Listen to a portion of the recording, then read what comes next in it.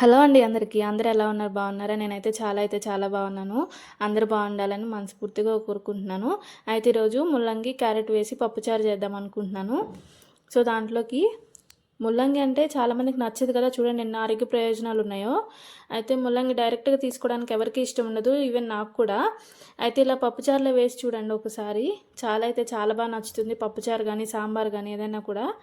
So ప్రాసెస్లోకి వెళ్ళిపోదామా. దీనికోసం పప్పు కడిగి పెట్టేసుకొని ఆయిల్ వేసేసుకొని ఇంకోవైపు ముల్లంగి, క్యారెట్, ఆనియన్, పచ్చిమిర్చి అట్లాంటి టమాటో కట్ చేసుకోవాలి. మనం కడిగి పెట్టుకున్న పప్పులో వాటర్ వేసుకొని సరిపోయినంత పసుపు, ఆయిల్, అట్లనే రుచికి సరిపడినంత కారము, మనం ఏవైతే కట్ చేసుకొని పెట్టుకున్నామో ఆ పీసెస్ అన్నీ యాడ్ చేసుకోవాలి.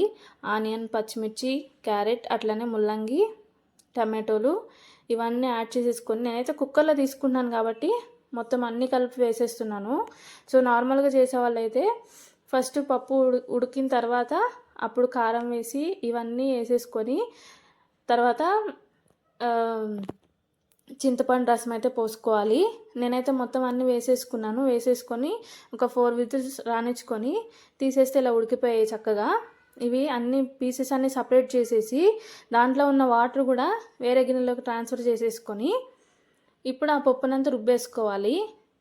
ఉప్పు వేసుకొని, నేను కల్లుప్పే వాడతాను మ్యాక్సిమము. సో ఇలా ఉప్పు వేసుకొని మొత్తం ఆ పప్పు అంతా ఉబ్బేసుకొని ఇందాక మనం వాటర్ ఇంకా పీసెస్ ట్రాన్స్ఫర్ చేసుకున్నాం కదా, అదే బౌల్లో ఈ పప్పునంతా యాడ్ చేసుకోవాలి. యాడ్ చేసుకొని ఇదే కుక్కర్ మనం పోపు చేసుకోవడానికి కడిగి మళ్ళీ గ్యాస్ మీద పెట్టేసుకొని పోపు చేసుకోవాలి. కంపల్సరీ ట్రై చేయండి, చాలా బాగుంటుంది. రుబ్బేసుకున్న దాంట్లోకి నేను డైరెక్ట్గా ఇది చింతపండు రసం అయితే యాడ్ చేస్తున్నాను చూడండి. వేరే బౌల్లో ట్రాన్స్ఫర్ చేసుకున్న తర్వాత అయినా వేసుకోవచ్చు, కానీ నేను పప్పు అంతా దానికి అతుక్కుపోతుందని చెప్పేసి కొంచెంగా చింతపండు రసం వేసాను. అయితే ఇప్పుడు ఇది గిన్నె కడిగేసుకొని కుక్కర్, దీంట్లో తాలింపు కోసం కొంచెం ఆయిల్, అట్లనే ఆవాలు, జీలకర్ర వేసుకొని అవి కొంచెం చిట్లిన తర్వాత దీంట్లో మనము సన్నగా కట్ చేసుకున్న ఆనియన్, పప్పుచారు అంటే మనకు మస్ట్ అండ్ షుడ్గా మేమైతే వేసుకుంటాము వెల్లుల్లిపాయలు దంచి, కొంచెం వెల్లుల్లిపాయలు, అట్లనే కరివేపాకు, ఇంకా ఎండుమిర్చి ఇవి వేసుకొని ఫ్రై చేసుకోవాలి. చూడండి ఈ విధంగా మంచిగా రెడీ అయిపోయింది పప్పు. ఇది పక్కకు పెట్టుకుని తాలింపు కోసం పక్కన పెట్టుకున్నాను.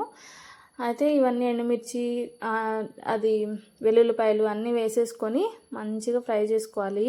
మరీ బ్రౌన్ కలర్లో ఏం రానవసరం లేదు. లాస్ట్లో కొంచెం కొత్తిమీర వేసుకోవాలి. ఇవన్నీ కొంచెం ఫ్రై అయిపోయిన తర్వాత మనం ఇందాక రెడీ పెట్టుకున్న పప్పు అయితే దీంట్లోకి యాడ్ చేసేసుకుందాం. పప్పుచారు దీంట్లోకి యాడ్ చేసుకున్న తర్వాత ఇంకా తెల్లిన తర్వాత దించేసుకుంటే వేడి కమ్మని ముల్లంగి క్యారెట్ పప్పుచారు అయితే రెడీ అయిపోతుంది.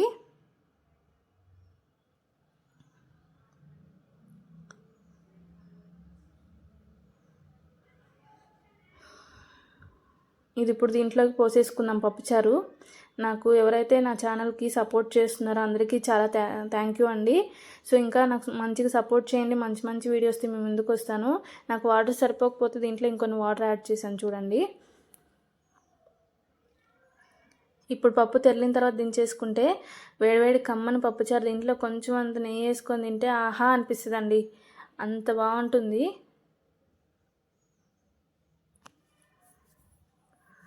చూడండి తెల్లిపోతుంది పప్పు, ఇంకా రెడీ అయిపోయినట్లే. ఇంకో 2 మినిట్స్ ఉంచేసుకొని దించేసుకోవడమేనండి. ఓకేనా. నా ఛానల్ లైక్ చేయండి, షేర్ చేయండి, నాకు సపోర్ట్ చేయండి, నా ఛానల్ని సబ్స్క్రైబ్ చేసుకోండి. ఓకేనా.